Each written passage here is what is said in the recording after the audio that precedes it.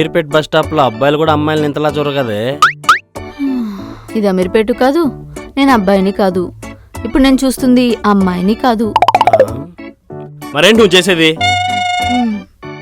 పువ్వుని చూస్తున్నా. ఆహా. నా కళ్ళకేం కాలా, బాగానే కనిపిస్తాండి. అదిగో గోడ, అదిగో తలుపు, అదిగో లైటు, సూర్యుడు. అబ్బా, నా కండ్లకేం కాలా, బాగా కనిపిస్తాండి. వాచి, నా కండ్లకేం కాలా. కళ్ళు పేరు చెప్పి కుళ్ళు చోకులేకు. మరి ఏం చేస్తానా? ఈ పువ్వు ఒరిజినల్లా ప్లాస్టికా అని అనుమానం వచ్చిందా?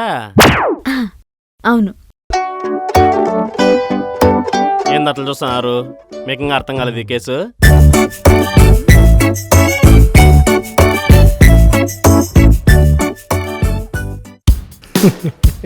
అక్క, ఉమ్, గంట ముందు రైస్ కుక్కర్ లో రైస్ పెడితే ఏమైతుంది?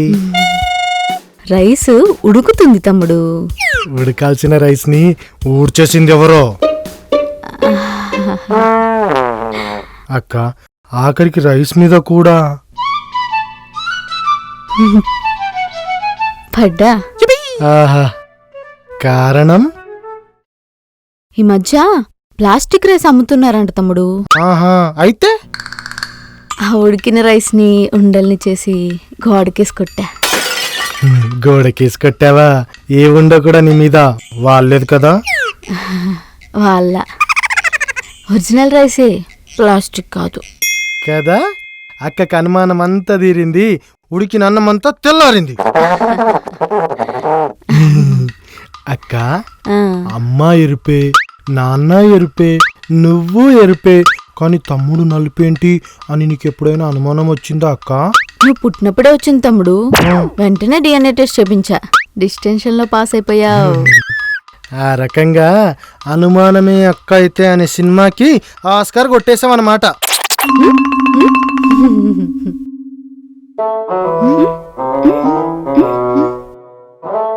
నీ కళ్ళు బాగానే పనిచేస్తున్నాయా?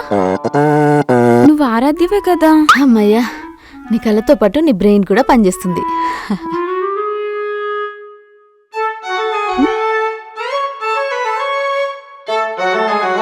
అక్క అక్క అక్క, ఏంట్రా? నాకు జాబ్ వచ్చింది అక్క. కంగ్రాచులేషన్స్ రా తమ్ముడు.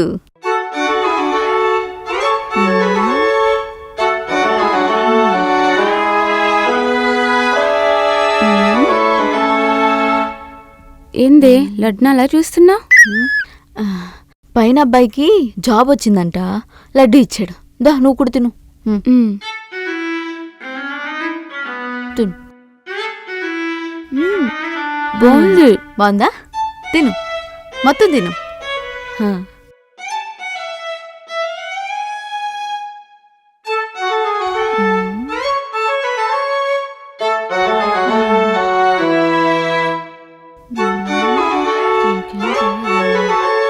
అదే లడ్డు కదా ఇది? అవును. ఆహా, ఆ అమ్మాయి అనుమానం అయితే నీలానే ఉంటదేమో తల్లి. ఈ పెయింట్ ఉంటుందా, ఊడిపోతుందా? పోయింది, అంతా అయిపోయింది. అయిపోయిందా? ఎరా 5వ తారీఖే శాలరీ మొత్తం అవగొట్టేశావా? శాలరీ కదా, జాబ్ పోయింది. ఏంటి, జాబ్ పోయిందా? ఇందాకే మేనేజర్ కాల్ చేసి విషయం చెప్పాడు, రిసెప్షన్ నడుస్తుందంట. ఏంటి, రిసెప్షనా? ఎవరికి? రిసెప్షన్ కాదా, రిసెప్షన్. అయినా దీని నుంచి నన్ను తీసేసారు చూడు, వాడికి చేయాలి రోకలతో రిసెప్షన్. రిసెప్షనా? వామ్మో, మేనేజర్ మిస్టర్ కాల్ ఉంది. అన్న తీసేశారంటే నన్ను కూడా తీసేసి ఉంటారు. మమ్మీ, అమ్మా అమ్మా, నాకు కూడా కొంచెం వంట నేర్పి అమ్మా. సడన్ గా ఎంత మార్పేంటే నీలో? జాబ్ పోయిందమ్మా, ఇక నుంచి నేను కూడా నీలో వంటింటి కుందేలా బతకాల్సిందే. జాబ్ పోయిందా? ఎవరు చెప్పారే? మా మేనేజర్. కాల్ చేసేమన్నా చెప్పారా? లేదు, మిస్డ్ కాల్ ఇచ్చాడు. మిస్డ్ కాల్ ఇస్తే కాల్ చేయవే. జాబే పోయిందని నమ్మకం ఏంటి? ఇందాకే మా కొలీగ్ గడికి ఫోన్ చేసి వాడిని కూడా తీసేశారంట. నాకు కూడా అందుకే కాల్ చేసి ఉంటారు మమ్మీ. అనుమానాలే. ఇదిగో మా మేనేజరే. సార్ నా లాస్ట్ వర్కింగ్ డే ఎప్పుడు సార్? 90 డేస్. ఎందుకంటే మన ఆఫీస్లో నోటీస్ పీరియడ్ 3 months ఉంటుంది కదా. మేనిఫెస్టోలో హామీలాగా ఇలాంటి నిర్ణయాలు ఎందుకు తీసుకున్నారు సార్? మేనేజర్ అంటే అందరినీ మేనేజ్ చేయాలి కదమ్మా, రూల్స్ పెట్టడం కాదు. నేను మీలానే ఫాలో అవ్వాలి కదా. ఎక్కడో అమెరికాలో రెసిషన్ ఉంటే మనకేంది సార్? రైతు ఎక్కడో పొలం పండిస్తుంటే మనం రెస్టారెంట్ లో కూర్చొని బిర్యానీలు తినట్లా మనం చేసే ప్రాజెక్టులన్నీ అమెరికాయు కదమ్మా.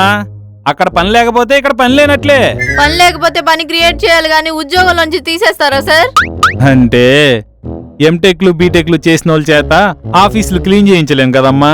సార్ నేను చేస్తాను సార్, కావాలంటే మన ఆఫీస్ లో ఫ్లోర్లన్నీ క్లీన్ చేస్తాను సార్. చిచ్చి, ఆఫీస్ ఫ్లోర్లు కడగాల్సిన కర్మ నీకేంటమ్మా? ఇంట్లో తుడిస్తే డబ్బులు ఇవ్వరు కదా సార్. ప్రాజెక్ట్ ఉన్నా సరే నన్ను ఉద్యోగంలో నుంచి ఎందుకు తీస్తారు సార్? నిన్ను జాబ్ లో నుంచి ఎవరు తీసేశారమ్మా? నన్ను తీయలేదా? వాడు వర్క్ ఫ్రం హోమ్ అని చెప్పి ప్రాక్సీలో ఇంకో కంపెనీకి కూడా పనిచేస్తున్నాడంట, అందుకే తీసేశా. నువ్వు నీ అనుమానం.